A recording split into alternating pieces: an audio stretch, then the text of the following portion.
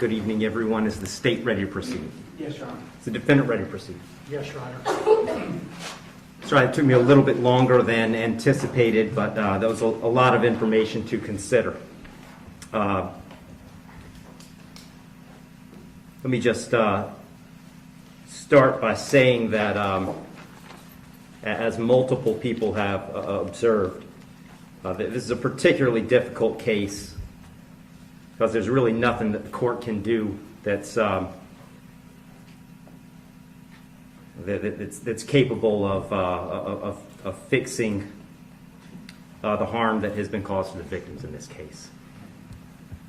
So that being said, I've got to start with the law. I'm bound by the law, and the law gives me a guideline for how to analyze an appropriate sentence in this case. So I want to start with the Camacho case. It's really the first thing I need to address is whether or not the court's going to depart from the minimum in this case, which is 222 months or approximately 18 and a half years in the Florida State Prison as a minimum. The Camacho case, as Mr. Fitzgibbons pointed out and argued, lays out really a three-factor test. Is there a valid legal basis for departure? Is there competent substantial evidence that the facts support an application? Or so do the facts apply to the departure basis that is being asserted? To both of those questions, I answer those yes. There is a valid legal basis for departure, and there is competent substantial evidence that would support a departure. And really, I'd find that as to all of the departure bases argued, with the exception of the disparity argument. I'll just comment on that one for a moment. The defendant has argued that an available basis for departure is the disparity between the guidelines and the sentence that Mr. Barano got. I don't agree with that. I agree that disparity could potentially be an available legal basis for departure. But in this case, I don't think it applies because I do think that there are important substantive differences between the facts as applied to Mr. Barano and the facts as applied to Mr. Herron. The state's put those on the record. I won't elaborate on it too much other than to say I think that the difference, the age of majority for Mr. Herron is one of those. But mostly I just think that the facts are different as between those two defendants. And so I don't believe that the facts in this case support that as a departure basis because I believe that a disparity in sentence between Mr. Barano and Mr. Herron is appropriate in this case. That brings me to the third question of should essentially the third factor under the Camacho case is should the trial court depart? And the court in this case is going to decline to depart. So I'm answering that question in the negative. The trial court in this case is not going to depart.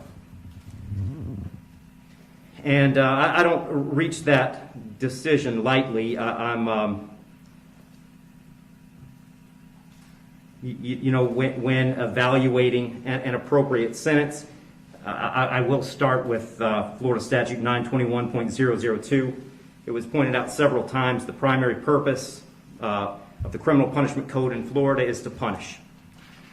And I've got to take into account the severity of the primary offense and the circumstances surrounding the primary offense. When I take into account circumstances and severity, a lot of what I'm taking into account really when I sentence is intent and harm.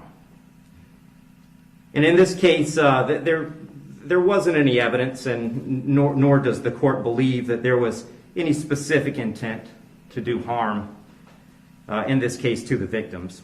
But there was intent to drive at an egregious speed, 102 miles an hour, regardless of the consequences and regardless of of who that ended up harming.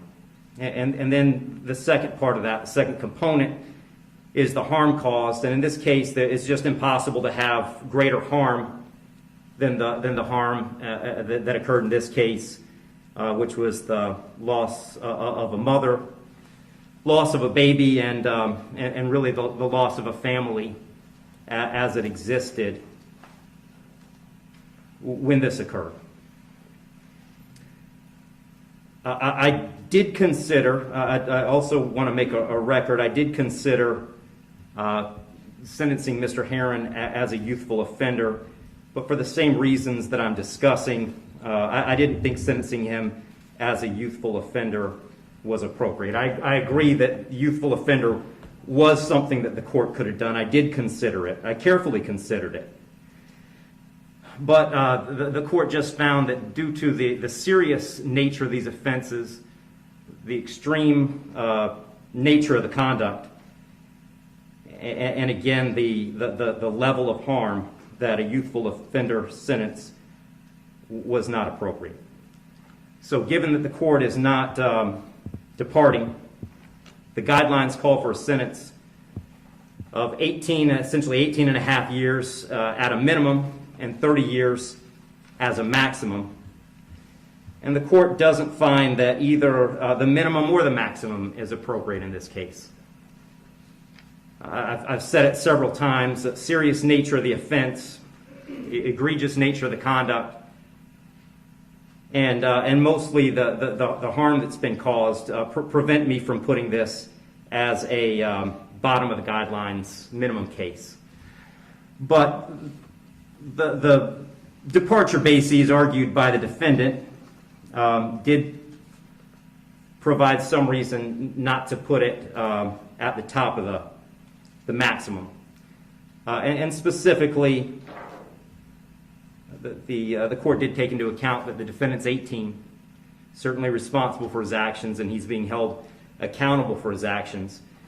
But the age of 18, the court finds, is a mitigating factor and shouldn't put this at a maximum. Also, the complete lack of prior criminal history is something that the court considered as preventing this from being at the top. So having said all that, the court is going really toward the middle between the minimum under the guidelines and the maximum punishment permitted under Florida state law.